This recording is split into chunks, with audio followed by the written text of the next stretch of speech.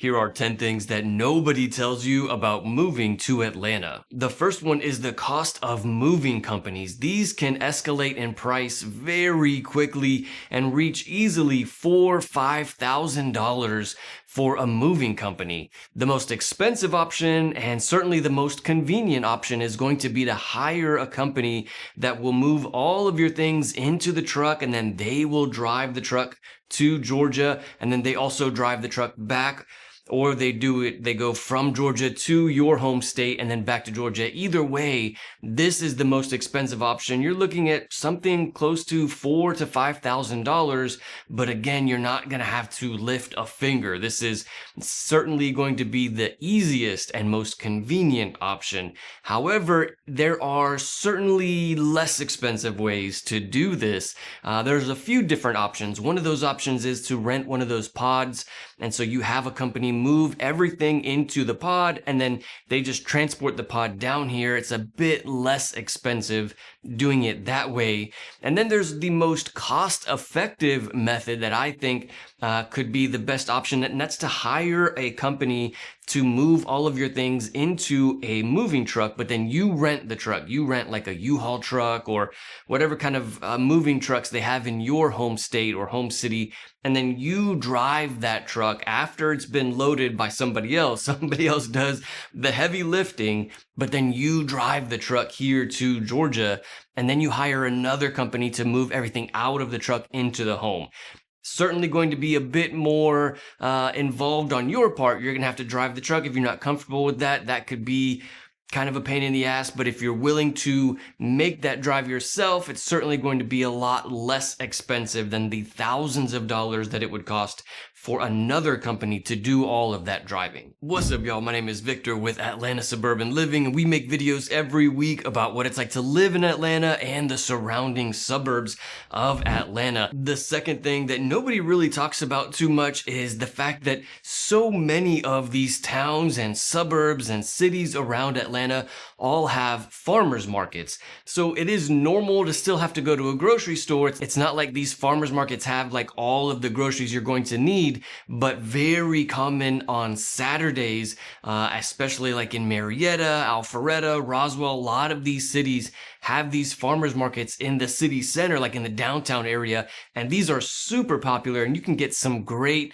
produce there. You can find a lot of things at the farmers markets. A common one is like local vendors making goods, and so they sell those things in the farmers markets. But produce, you can certainly find a lot of that in the farmers markets, and this is a great way to find organic options or to shop locally. And so these farmers markets are in very many of the suburbs around Atlanta. The third thing that we don't hear very much about when it comes to moving here is about the Atlanta airport. I know that you know it's a super busy airport and it's like the busiest in the world and all of this, but do you understand that there is only one security checkpoint when you are flying out of Atlanta Hartsfield-Jackson International Airport? One security checkpoint for the entire busiest in the world airport. And so this checkpoint gets like super backed up. And this is one of the main reasons why people say that you need to get to the airport early. It's because of that security checkpoint. I've gone through there in 10 minutes, and then I've also taken an hour to get through that checkpoint. And it's like the DMV or like the motor vehicle department or whatever, you know, and it's like super long line, and nobody wants to be there. The people who work there hate being there, you know, and they're all like super uptight. Like that's the feeling of that security checkpoint at Atlanta Hartsfield-Jackson International Airport. So certainly something to think about. Now, of course, because it is a very busy airport, there are also a lot of direct flights to almost anywhere. So this is a big pro of living here in Atlanta, is that we have these direct flights to so many places. The fourth thing that nobody really talks about is comparing your home city to the new city where you're moving to here in Metro Atlanta. If you're planning on making this move, feel free to call, text, or email me anytime. I'm the one who answers those phone calls, those text messages, those emails, and I'd be happy to help with your moving needs. I'm a local real estate agent here in Metro Atlanta, and I'm happy to help with, even if you just have any questions, no problem. Contact me anytime. But when it comes to moving to Metro Atlanta, you want to be careful not to assume that the Atlanta area is going to be similar to where you're coming from. And so this is the thing that I see most people is the hardest thing to adapt to. Like if you come from a city in California or somewhere in Florida, or out in the Midwest somewhere where it's a really small town, anywhere, and you come to Atlanta and assume that it's going to be the same, naturally you're going to be disappointed.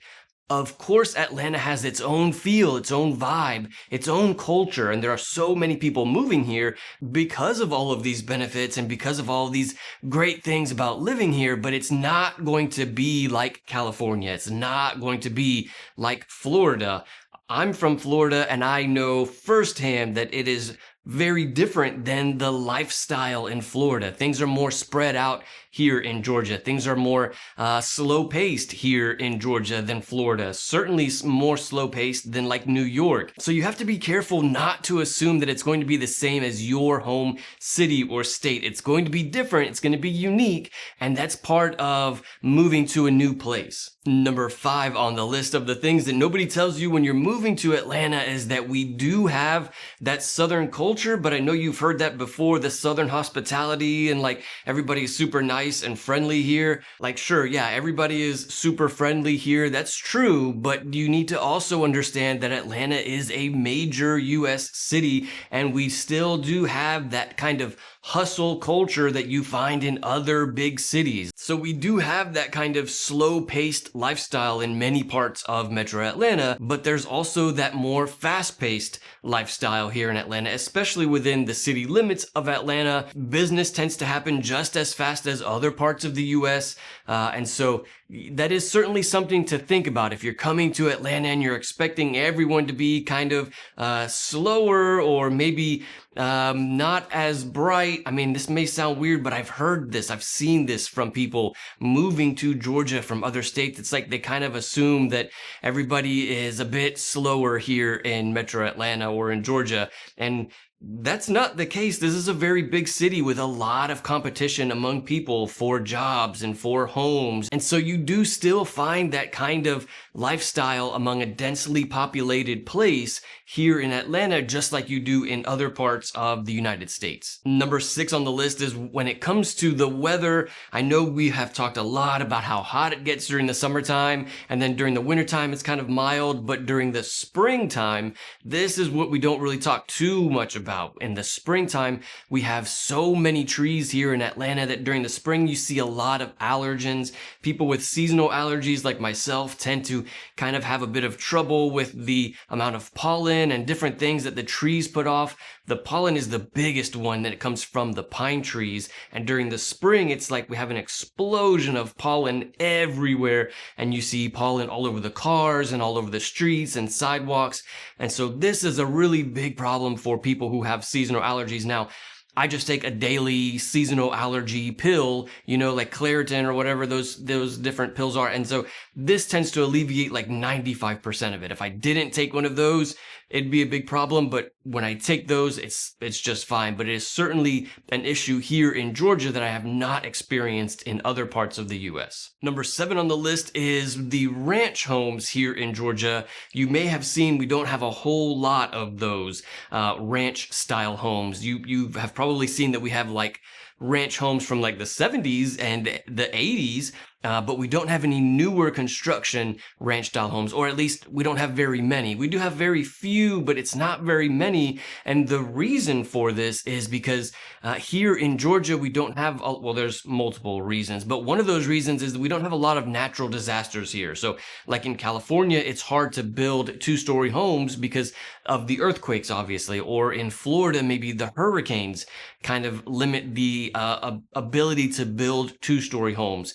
And so here in Georgia, because we don't have these kinds of natural disasters, it's easier for the builders to build up than it is to build out. You get more not price per square foot, but like the footprint of the home. You get more money for that footprint if you build up than if you build out. And so for this reason, builders often tend to build 2-story homes or even 3-story condos, townhomes, things like that. But building ranch style homes is not very popular for that very reason. The builders don't make as much money off of those homes, so that's why we don't see very many. Now, we are starting to see that they're becoming more popular. People are starting to really look for these kind of ranch style homes as more and more people are moving here to Georgia from other states.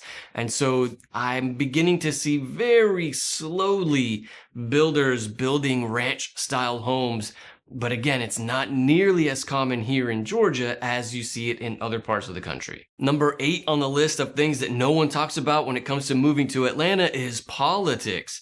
Nobody wants to talk about politics. I don't even really want to talk about politics, but it is something to think about, something that you should know. Here in Georgia, we have been historically a very conservative state, but especially in the last few years, we're becoming more of a mixed political state, which I think is great. I really enjoy living in an area where we don't have all one-sided politics. Everything is kind of mixed, and so you have a bit of both sides. And so this really is the way that I would describe Georgia, or at least Metro Atlanta. The city of Atlanta, very mixed politically, maybe even leaning more so towards the progressive side. But then the suburbs of Atlanta, so all of Metro Atlanta in general, I would say is more mixed, more kind of even, not red or blue, but more so purple in the suburbs. And then when you get out to like super rural country Georgia, then it becomes a bit more on the conservative side, certainly more red the farther away you go from Atlanta.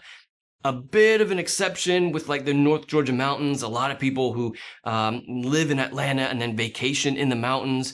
This is super common. So we do still see a bit of that mixed political view in the North Georgia mountains area, but like the popular parts of the North Georgia mountains. So like Blue Ridge, Ellijay, Dahlonega, maybe. But of course, the farther away you go from Atlanta, the more red, the more conservative it's going to get. Number 9 on the list is the amount of hospitals. We have a ton of hospitals here in Metro Atlanta. This is certainly a big industry here in Metro Atlanta, the healthcare business. And so we have these hospitals with emergency rooms in like almost all of the counties, or multiple hospitals in each county. Off the top of my head, I can think of so many. In fact, because I used to work on the ambulance years ago, 5-6 years ago, I used to work on the ambulance. And so I'm very familiar with where all of the hospitals are, and they are all over. I mean, if I had to guess in Metro Atlanta, I would say there's gotta be at least 20 hospitals in Metro Atlanta. And so just within the city of Atlanta, I can think of a few. Grady is one of the biggest hospitals. Also, you have the Emory Midtown campus. Piedmont Hospital is also a big one that it's in kind of like the Buckhead area. And so this is just within a very small area. There's 3 right away at the corner of like 400 and 285 near Sandy Springs. You have 2 major hospitals across the street from each other, Northside Hospital and Emory St. John's, right across the street from each other. And so they're just everywhere, all over Metro Atlanta. And then the 10th thing that is on the list of things that nobody talks about when it comes to moving to Atlanta is the cost of living. And I know we talk a lot about how low the cost of living is here, and especially the homes, but what we don't talk very much about is like the cost of groceries or gas or taxes, and how this is going to affect your monthly expenses. So I've made an entire video outlining the different monthly expenses of living in Metro Atlanta. You can check out that video right here. I'll see you in the next one.